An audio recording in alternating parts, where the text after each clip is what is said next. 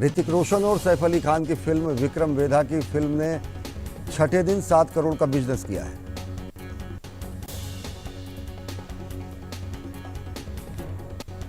तो express news में फिलहाल इतना ही। देश और दुनिया की ताजा तरीन खबरों के लिए देखते रहिए डीडी न्यूज। नमस्कार।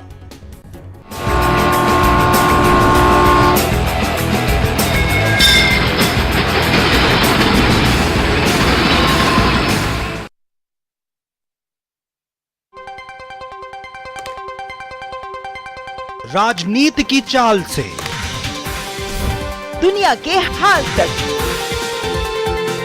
खेल के मैदान से किसान के खलियान तक, दिन भर की हर छोटी बड़ी खबर को समेटे खबर के हर किरदार को दिखाते हैं हम। डीडी न्यूज का प्राइम टाइम शो, सटीक और भरोसेमंद खबरें, खबर ही नहीं खबर का विश्लेषण भी, नए तेवर, नए कलेवर, नई धार और नई रफ्तार के साथ देखिए न्यूज नाइट हर रात 8 बजे सिर्फ डीडी न्यूज पर।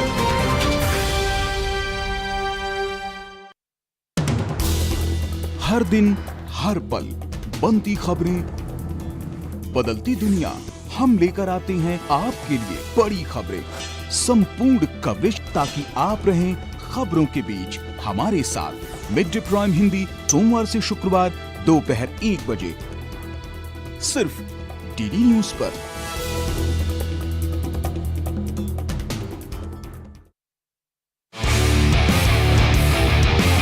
हम ऐसे यूनिवर्स में हैं जहां पर है 5G technology, artificial intelligence, robotics, smart learning, e health care और बहुत कुछ। आपको बताते हैं 5G टेक्नोलॉजी क्या है, कैसे वो हमें बेनिफिट करेगा, युवा क्या सोचते हैं उस बारे में और क्या है इस टेक्नोलॉजी का फ्यूचर। ये जो है एक एम्बुलेंस है, डॉक्टर साहब जो है दूर से टेलीमेडिसिन के थ्रू आके पेशेंट को देखेंगे।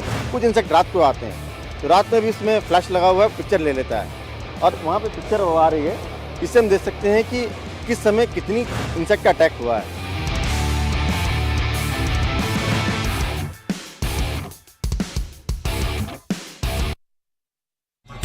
रंग तरंग में इस बार देश भर में नवरात्र पर्व की धूम।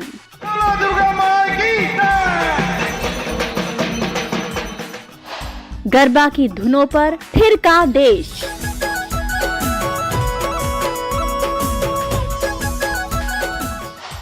दिल्ली स्फूर्ति मेले की रंगारंग झलकियां। ललित कला अकादमी में खिला रंगों का इंद्रधनुष।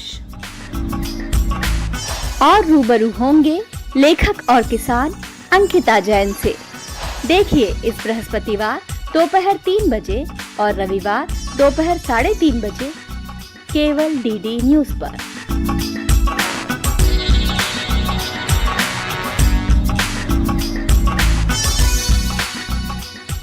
में ट्रेड के लिए रशिया और इंडिया और फोकस करना चाहिए, लाइक अदर यूरोपियन कंट्रीज। मैं फ्रांस के लिए अपनी जान भी दे सकता हूँ। अगर हम उस क्लेवर डुप्लेक्स को नहीं रोक पाए तो बहुत जल्द इंडिया पर फ्रांस रूल करेगा। इस डबल अटैक के बाद फ्रांस का बचना इम्पॉसिबल होगा। मैं उसे नहीं छोड़ूंगा।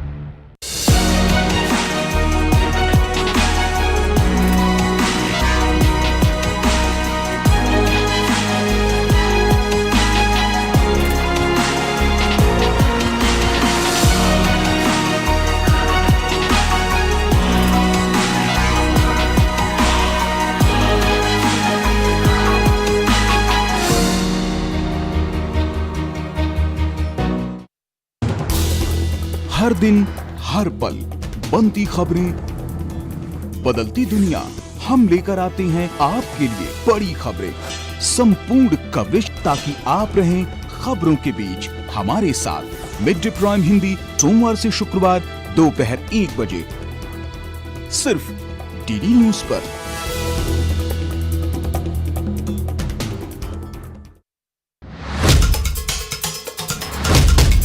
मकसद हो बुलंद लोकतंत्र की आवाज, जज्बा तमाशे का शोर नहीं, जनहित पर हो जोर, मुद्दा जो तय करता हो देश की दिशा, सवाल वही जिनसे जुड़ा हो जन सरोकार। देखिए 5 की पंचायत मेरे साथ सोमवार से शुक्रवार शाम 5 बजे सिर्फ डीडी न्यूज पर।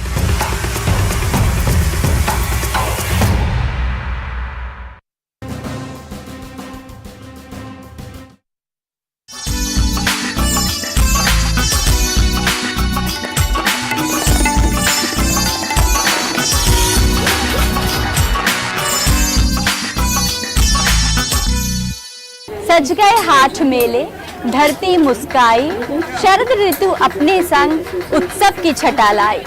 नमस्कार, रंग तरंग में आप सभी का स्वागत है। शरद ऋतु आते ही उत्सवों की रंगोली सज जाती है। अभी गांधी जयंती बीती है जब हमने सत्य और अहिंसा पर चलने का प्रण लिया है, तो वहीं शारदीय नवरात्रों ने आकर हमारे मन में एक नई ऊर्जा भर दी है। आगे ये ऊर्जा और बढ़ेगी, उत्सवों का आनंद और बढ़ेगा, इसी उम्मीद के साथ आइए आगाज करते हैं रंग तरंग का।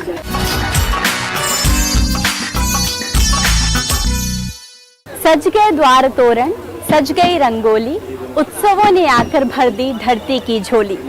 शारदीय नवरात्र अपने साथ एक नया आनंद, एक नई ऊर्जा लेकर आते हैं, जो वर्ष भर हमें कुछ नया करने के लिए प्रेरित करती है। इस वर्ष भी देश भर में नवरात्र का पर्व पूरी धूमधाम के साथ मनाया गया। आइए आपको दिखाते हैं इसी नवरात्र पर्व की कुछ झलकियां।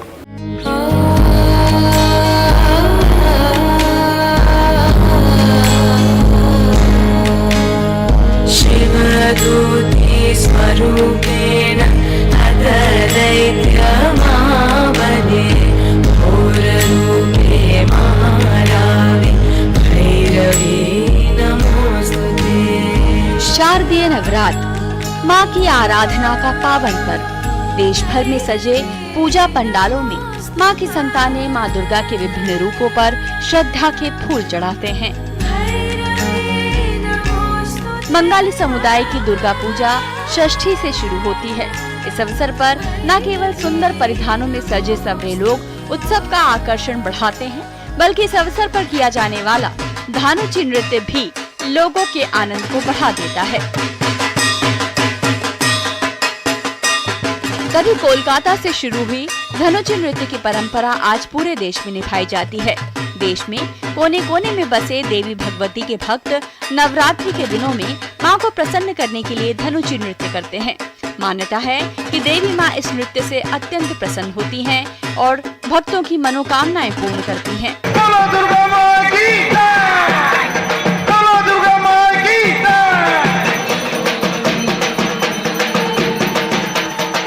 दुर्गा पूजा के आखिरी दिन सिंदूर खेला का आयोजन होता है।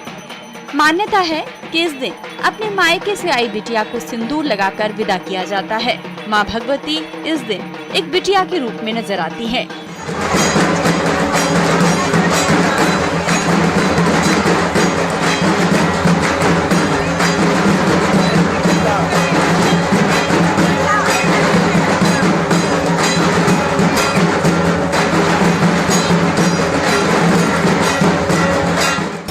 दुर्गा पूजा के साथ ही देश भर में नवरात्र पर्व पर मंदिरों में भक्तों की भीड़ उमड़ पड़ी। महाअष्टमी और महानवरात्रि पर देश भर में पूजा अनुष्ठानों के साथ ही कन्या भोज भी कराया गया।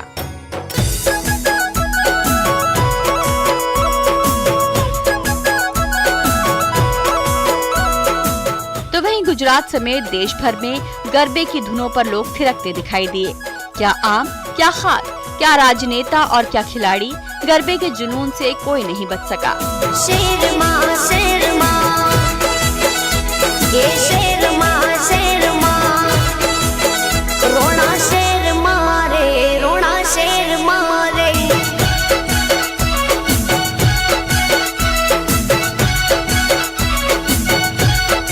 सर पर कलश रख परंपरागत गरबा नृत्य हो या आधुनिकता के रंग में रंगा डांडिया और युवाओं की ऊर्जा से सजा बॉलीवुड नुमा गरबा नृत्य, नवरात्र में गरबा आनंद की अभिव्यक्ति का सबसे बड़ा माध्यम बन जाता है।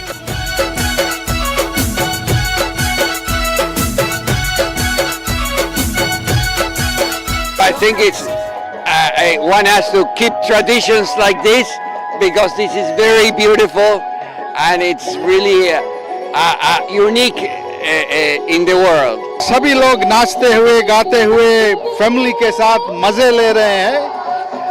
गरबा से पता लगता है कि गुजरात में लोग इतना खुश क्यों हैं। वहीं दक्षिण भारत में इस अवसर पर गोलू पर्व मनाया जाता है, जिसमें रंग बिरंगी गुड़िया, मूर्तियाँ और मिट्टी के खिलौने से घर को सजाया जाता है। 9 सीढ़ियों पर इन मूर्तियों को बेहद सुंदर ढंग से इस तरह रखा जाता है कि घर में आने वाले मेहमान की नजर सबसे पहले इन सुंदर गुड़ियों पर ही पड़ती है। शारदीय नवरात्र अपने साथ उत्सवों की एक बरसात सी लेकर आते हैं। खुशियों का एक मेला लग जाता है और इस रौनक की चमक हर चेहरे पर, हर मन पर दिखाई देती है। नवरात्र पर्व के आखिरी दिन विजयादशमी का त्योहार मनाया जाता है। बुराई पर अच्छाई की जीत के प्रतीक के रूप में इस दिन रावण दहन को पूरे ही देश में धूमधाम के साथ मनाया जाता है। भारत के हर गांव, कस्बे और शहर में रावण के बड़े बड़े पुतले बनाए जाते हैं और राम के बाण से उनका दहन किया जाता है। ये प्रतीक है कि कोई युग हो, कोई वक्त हो, लेकिन बुराई पर अच्छाई जरूर जीतती है। रंग तरंग डीडी न्यूज।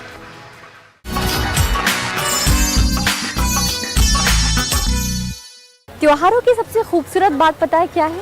ये आपको मौका देते हैं खुद से अपने आप को नए नवेले अंदाज में ढालने का। जैसे धरती जो गर्मी की, बरसात की शिद्दतों को झेलने के बाद फूलों से सज जाती है, रंगों से सज जाती है।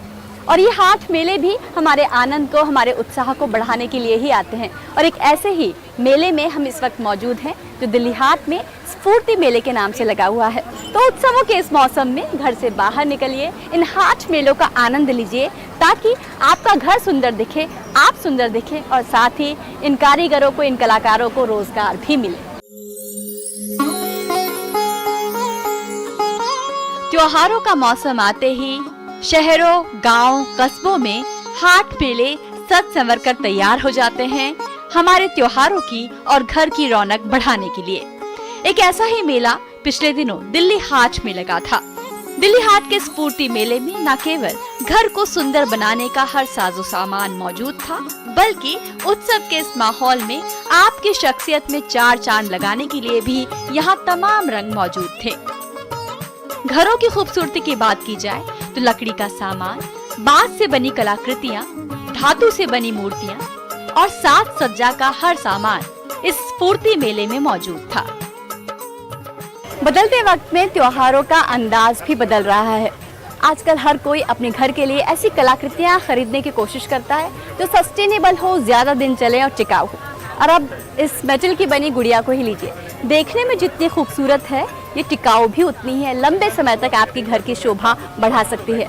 और ये दिल्ली हाट का स्फूर्ति मेला तमाम ऐसी ही कलाकृतियों से सजा हुआ है, तो आप भी इस मेले का आनंद उठा सकते हैं।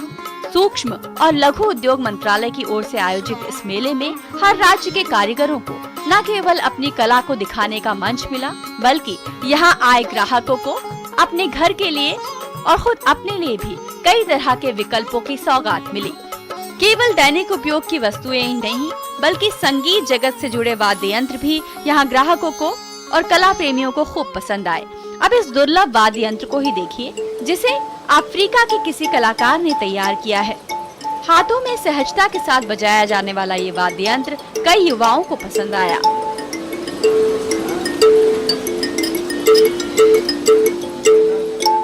रंग तरंग डीडी न्यूज।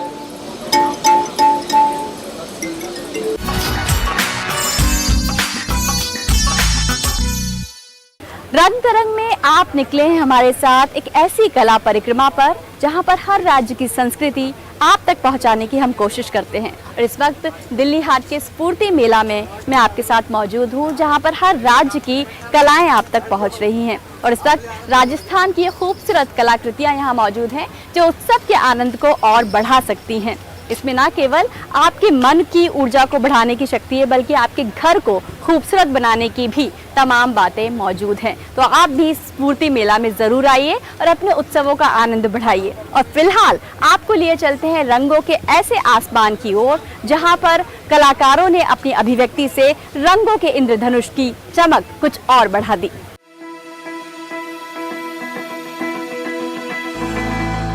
कला मनुष्य के भीतर बह रहे अभिव्यक्ति के झरने को न केवल बाहर निकालती है, बल्कि उसके मीठेपन का स्वाद देखने सुनने वालों को भी मिलता है। इससे कोई अंतर नहीं पड़ता कि कलाकार किस उम्र या पेशे से है, बल्कि जिसके भीतर कला का दीप जल रहा हो वो अपने आसपास उजाला फैला ही देता है। भारतीय राजस्व सेवा के अधिकारियों की कला प्रदर्शनी हैप्पी वर्ल्ड ऑफ पेंटिंग भी यही कहती दिखाई दी। इसमें IRS डॉक्टर सुधा कुमारी, श्री प्रभाष शंकर और डॉक्टर इंदुबाला के रंगों का इंद्रधनुष सजा था। डॉक्टर सुधा कुमारी ने प्रकृति के रंगों, पेड़ पौधों और मानव मन को अपनी अभिव्यक्ति का आधार बनाया, तो वहीं डॉक्टर इंदुबाला की तस्वीरों में प्रेम के रंग झलक रहे थे। वहीं श्री प्रभाष शंकर ने महापुरुषों के चरित्रों को अपनी कूची से साकार किया।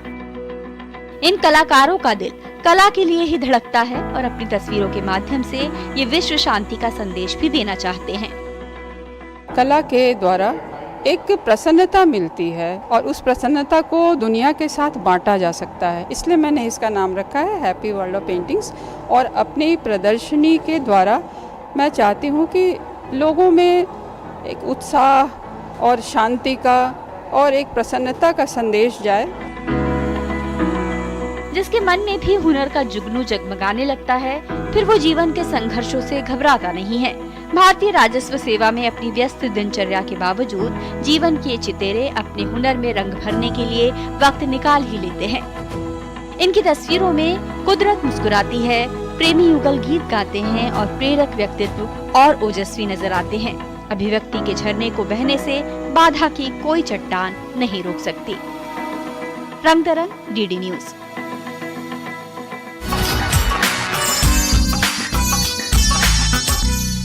तो रंग तरंग में उत्सवों के इस मौसम में आपके लिए मैं ये मिठाई का डब्बा लेकर नहीं आई, बल्कि ये खास वाद्य यंत्र हम आपके लिए लेकर आए हैं, जिसे मुरादाबाद के कलाकारों ने बनाया है।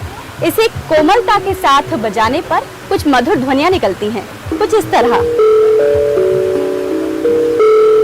जो आपके दिलो दिमाग को सुकून से भर देती हैं। और कला का संसार भी ऐसा ही है जो आपकी जिंदगी को खूबसूरत बनाता है।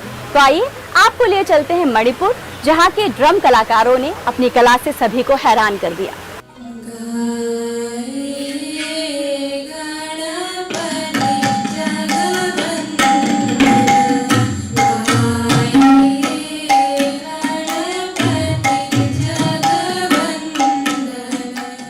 उत्सवों के आनंद में संगीत की साधना। संगीत को समर्पित सदाचारी संगीत संस्था ने पिछले दिनों पंडित निताई दास घराना संगीत समारोह का आयोजन किया। कार्यक्रम का शुभारंभ गणेश वंदना के साथ हुआ। भगवान गणपति कला और विवेक के देवता हैं। उनकी आराधना से कलाकारों को शक्ति मिलती है।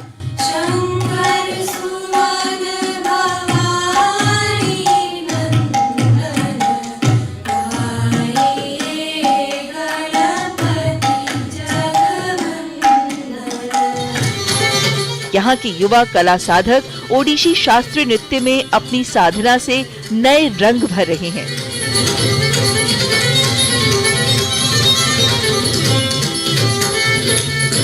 संस्था के सानिध्य में इन युवा कलाकारों का अपनी संस्कृति के साथ लगाव और गहरा हो रहा है।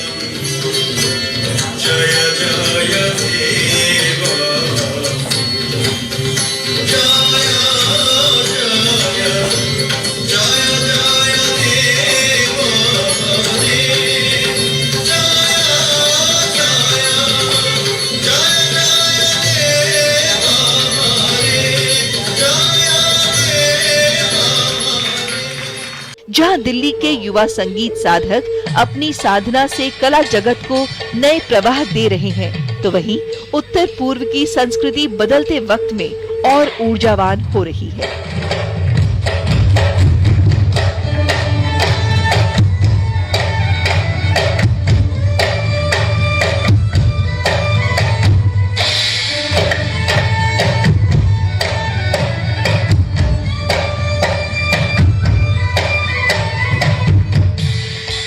हाल ही में विश्व पर्यटन दिवस के मौके पर मणिपुरी कलाकारों ने परंपरागत वाद्य यंत्र पर संगीत की बेहद मनमोहक प्रस्तुति दी।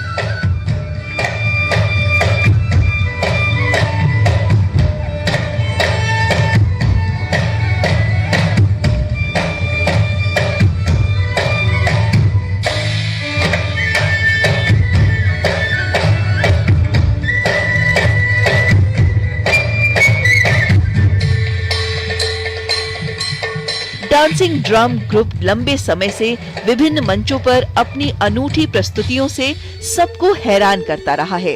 एक बार फिर बेहद आकर्षक वेशभूषा और मन मोह लेने वाले संगीत से इस ग्रुप के कलाकारों ने अपनी धाक जमा ली।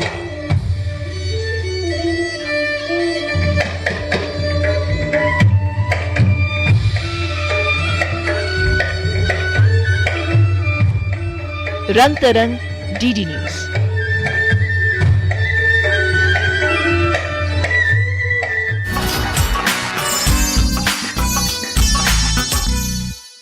अपने घर का कोई गुलदान खाली क्यों रहे, फूल कागज के ही सही, इन्हें सूंघेगा भला कौन। लेकिन फिलहाल मेरे पीछे जो ये फूल देख रहे हैं वो बिल्कुल तरोताज़ा हैं और त्योहारों की, उत्सवों की रौनक बढ़ा रहे हैं।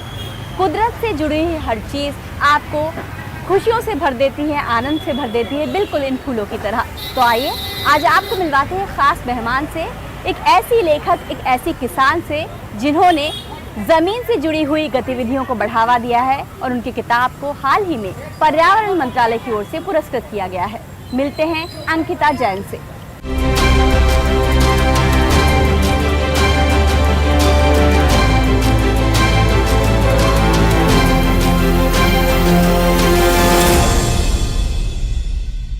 अंकिता, बहुत बहुत स्वागत है आपका रंग तरंग में। बहुत बहुत धन्यवाद। अंकिता, आपकी जिस किताब ओहरे किसान को पुरस्कृत किया गया है पर्यावरण मंत्रालय की ओर से, उसके बारे में कुछ बताइए।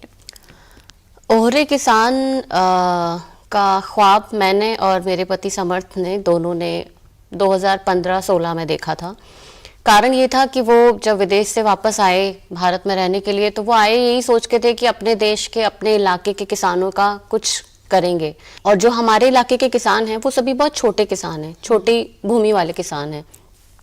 उनकी जो समस्याएं हैं वो असल में बड़े पर्दे पर दिखती नहीं हैं, उनको उनके पास जाकर ही समझ सकते हैं। तो जब वो समझना शुरू किया तो लगा कि इन पे सिर्फ बात होनी ज़रूरी नहीं है, इनको माइक लेके हल्ला करके सुनाना भी ज़रूरी है, ताकि लोग समझ सकें कि किसानों की, जो छोटे किसान हैं जो असल में ख़त्म होते जा रहे हैं, जिनकी संख्या पिछले 10 सालों में बहुत कम हो गई है, वो क्यों हो रहे हैं। अगर ये किसान ख़त्म हो गए तो जो भारत है, जो जिसकी धड़कन किसान है, वो कहाँ चले जाएंगे फिर।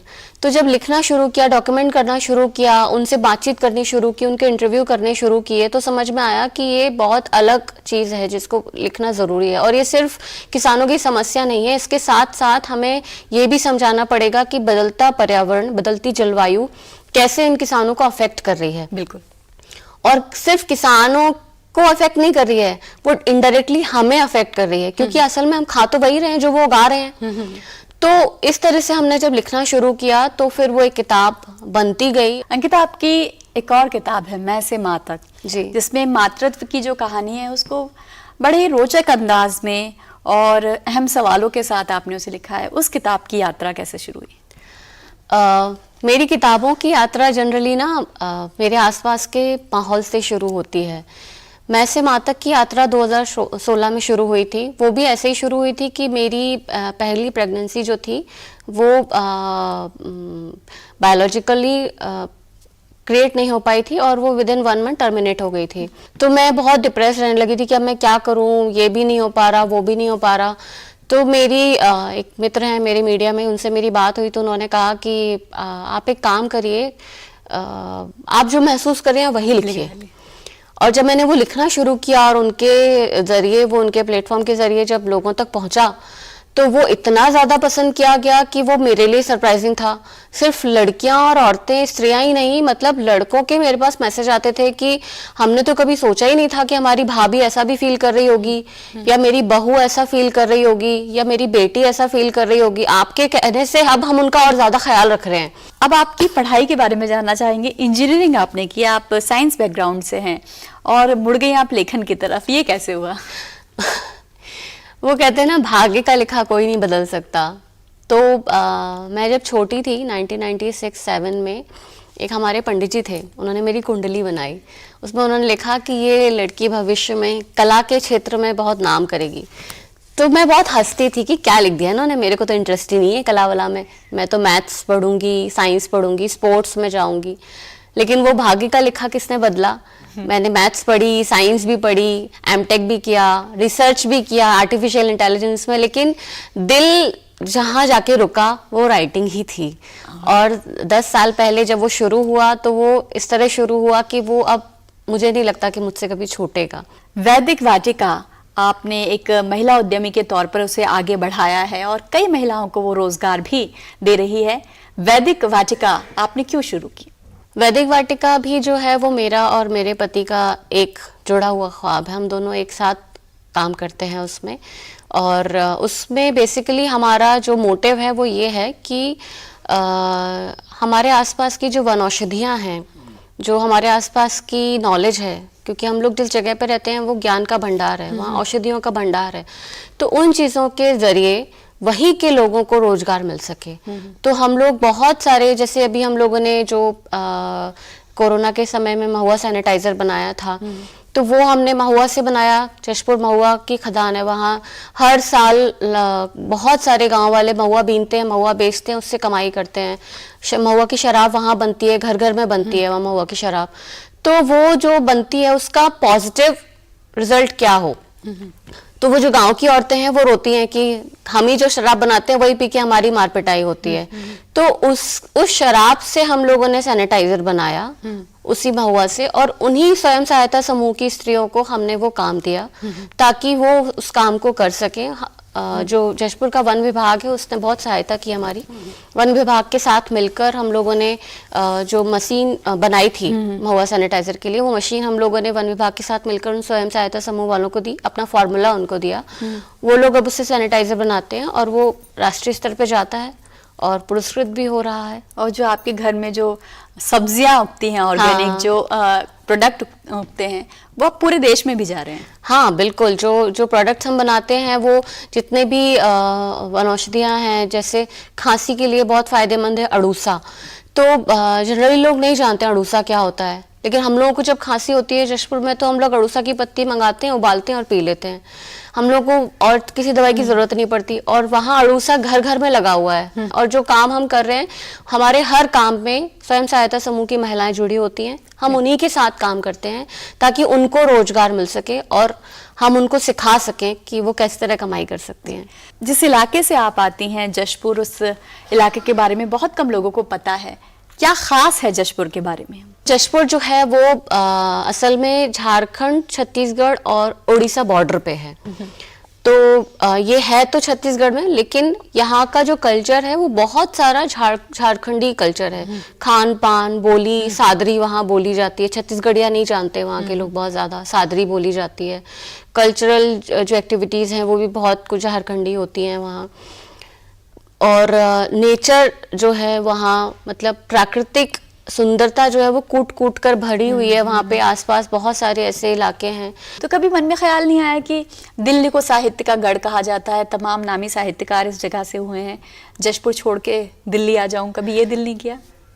कभी कभी किया, लेकिन फिर जब सोचा कि अंत में अगले 20 साल में कोई भी साहित्यकार जो दिल्ली में रह रहा हो या बॉम्बे में रह रहा हो, वो कहीं ना कहीं यही सोचता है। जब मैं उन लोगों से बात करती हूँ तो यार बहुत कमा लेंगे तो किसी सुंदर पहाड़ी जगह पे जाके एक घर ले लेंगे, एक फार्म हाउस ले लेंगे, ऐसे रहेंगे वैसे रहेंगे, अपना व्यापार करेंगे, खेती किसानी करेंगे। तो मैं सोचती हूँ मैं तो अभी वही कर रही हूँ मैं सब छोड़ के वहाँ क्यों जाऊँ और फिर वापस यहाँ क्यों आऊँ।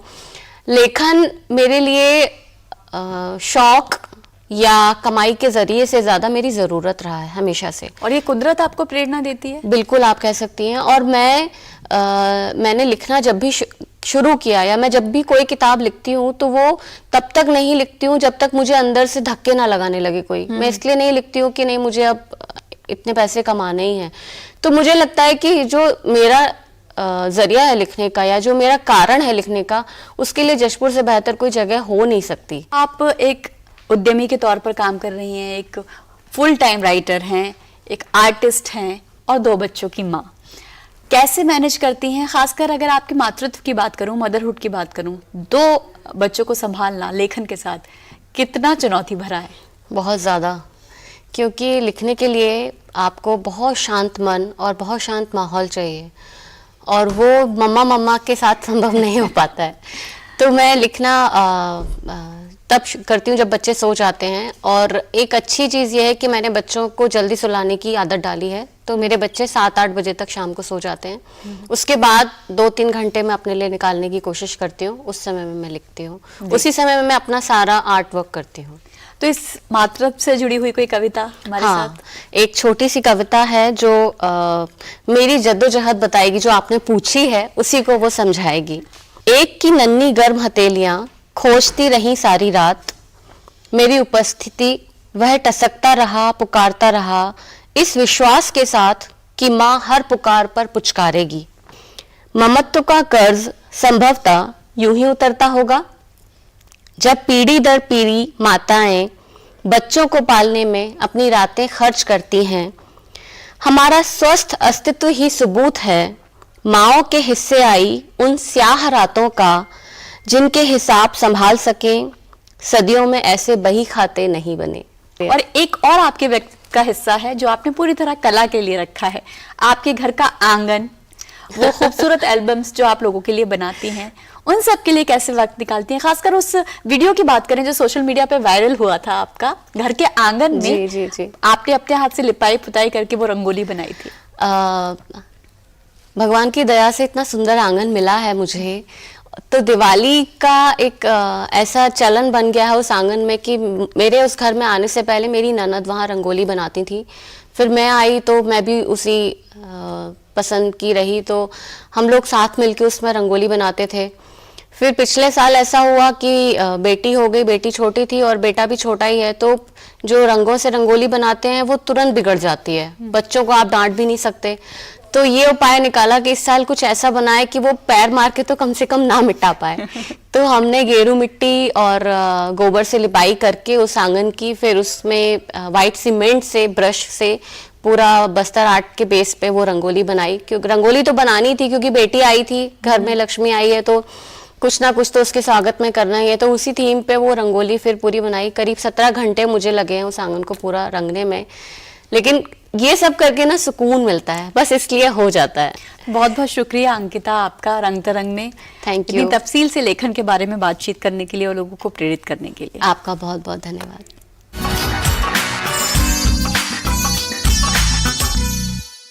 खुशबुओं से भरी है फिजा, बड़ा खूबसूरत ये आलम है, आओ मुस्कुराएं कि त्योहारों का मौसम है। कुदरत ने आपके त्योहारों के मौसम में 4 चांद लगाने का हर इंतज़ाम कर दिया है। मौसम सुहावना हो रहा है, बयार ठंडी हो चली है और कुदरत आपको पुकार रही है।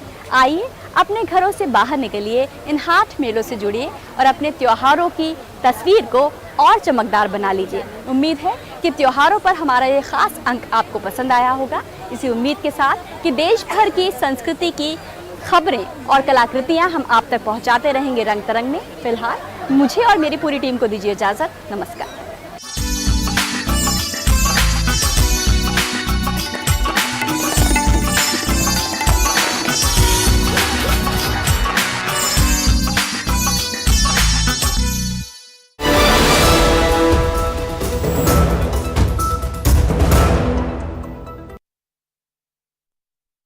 नहीं जाती। बहुत सारे निजी चैनल और निजी चैनलों के बोलबाला में हम समझ रहे हैं कि आकाशवाणी और दूरदर्शन इसकी रिलेवेंसी क्या है। यहाँ होती है सीधी, सटीक और सच्ची खबरें। मैं मन से मानता हूं कि भारत के भाव की अभिव्यक्ति केवल और केवल आकाशवाणी और दूरदर्शन ही कर रहे हैं, क्योंकि ये है देश का सबसे भरोसेमंद न्यूज चैनल। डीडी न्यूज, केवल खबर, पूरी खबर।